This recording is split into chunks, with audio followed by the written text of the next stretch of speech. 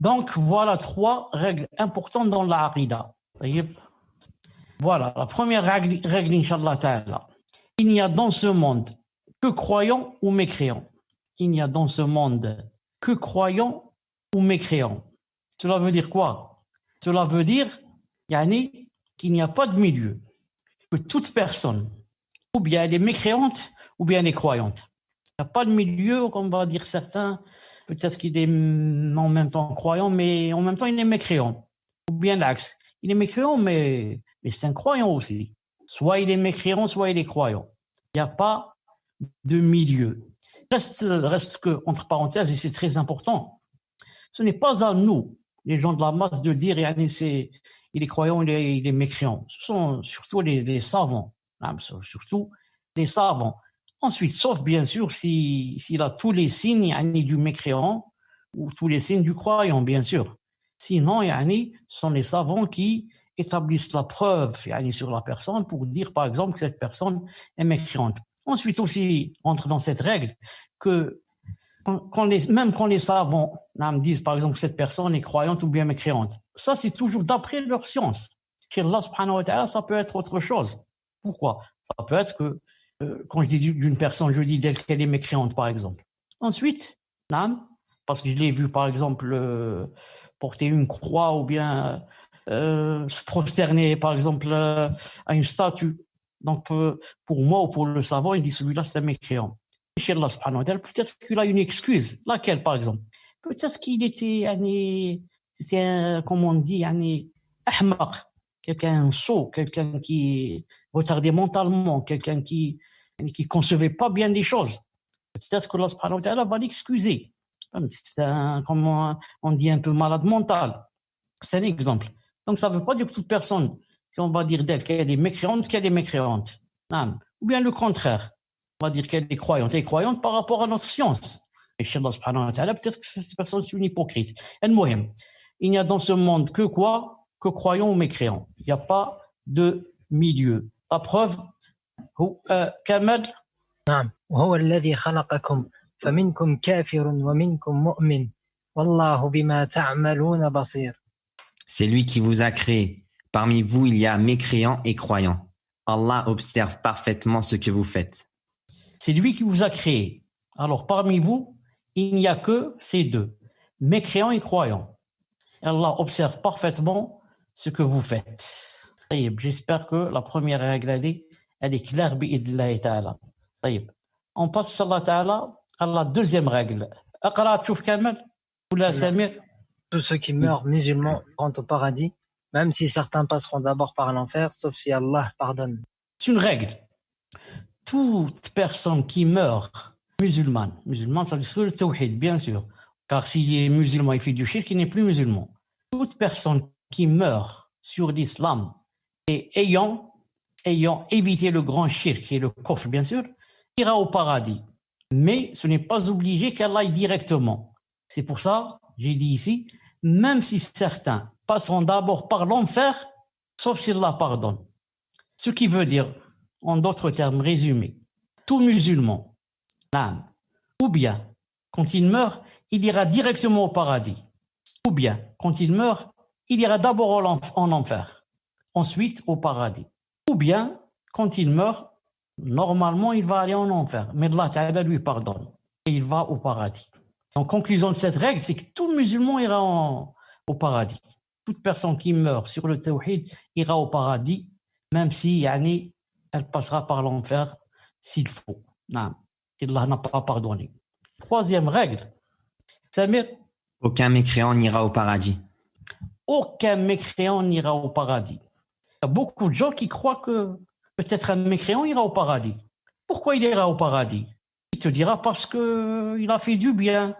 Je connais même un mécréant, peut-être il va te dire il a aidé à construire une mosquée. Je connais un mécréant, il a aidé les gens à se marier. Je connais un mécréant, il a construit une maison à des pauvres. Je connais un mécréant, il donnait une paye mensuelle aux pauvres. Et, quand il donnait, il faisait, il a construit la mosquée. Non, c'était pour Allah subhanahu wa ta'ala. Pas pour Allah ta'ala, c'est pour les gens. Ensuite, si c'est pour Allah subhanahu wa ta'ala, il faut qu'il soit d'abord mu'min. Ensuite, il fait ces choses. Comme dans le verset ومن يعمل من صالحات من ذكر أو أنثى وهو مؤمن. Quiconque fait les bonnes choses, les bonnes œuvres. نعم وهو نعم يعمل من صالحات, il a dit quiconque fait les bonnes œuvres. نعم qu'il soit garçon ou fille. Qu'il soit garçon ou fille, tout en étant croyant. Tout en étant croyant. Il a ajouté la condition de tout en étant croyant.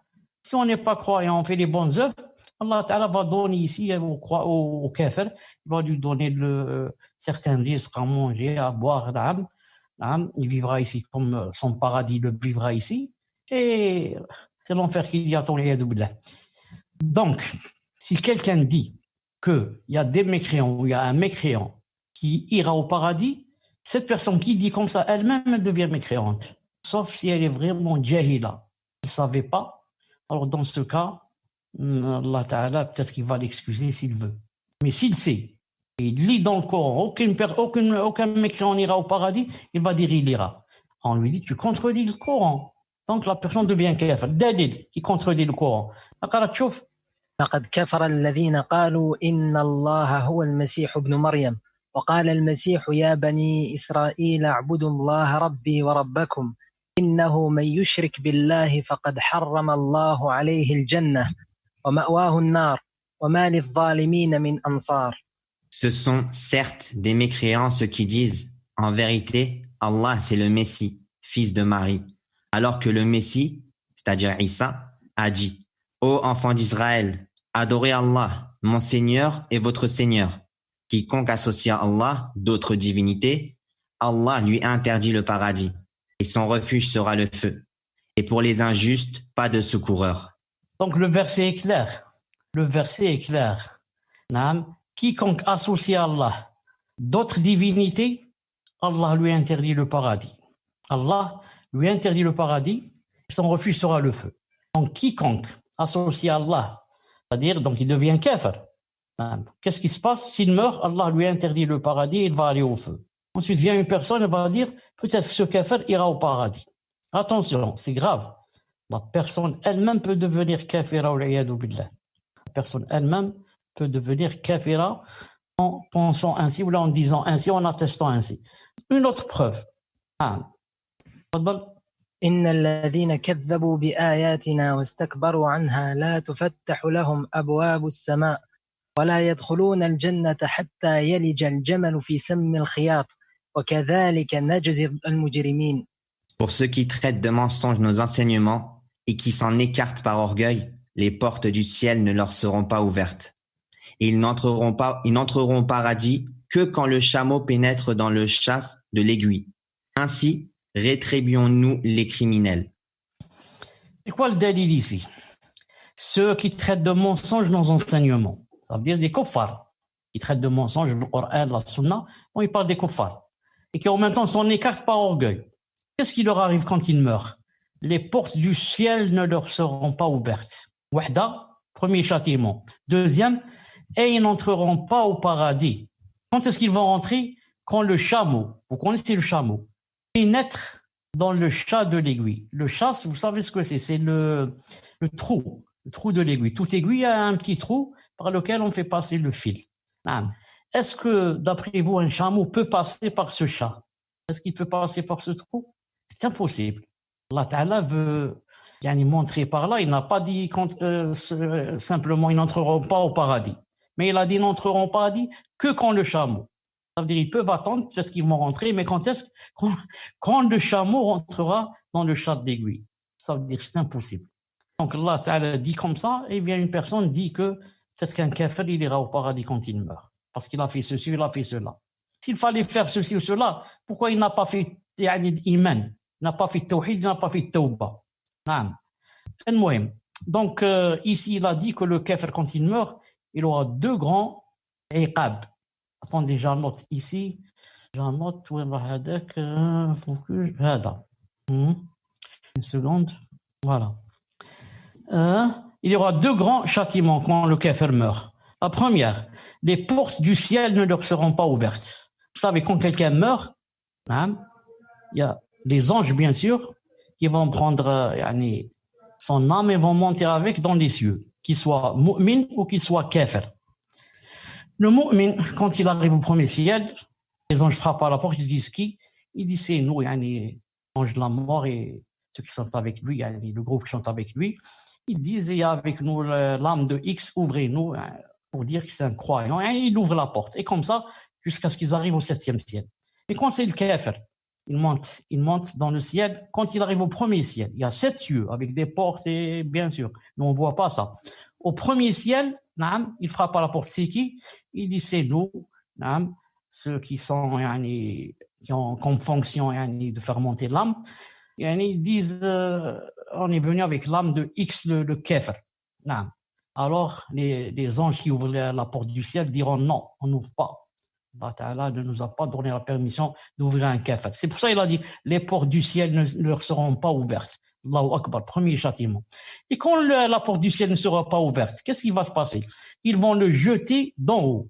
D'en haut, ils vont renverser comment ça s'appelle, ils vont renverser le cercueil, je crois.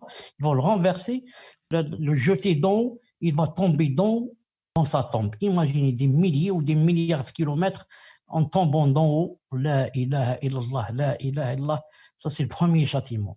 Ensuite, ce qui l'attend, c'est qu'il ne rentrera pas au paradis, bi'idhnillahi subhanahu wa ta'ala.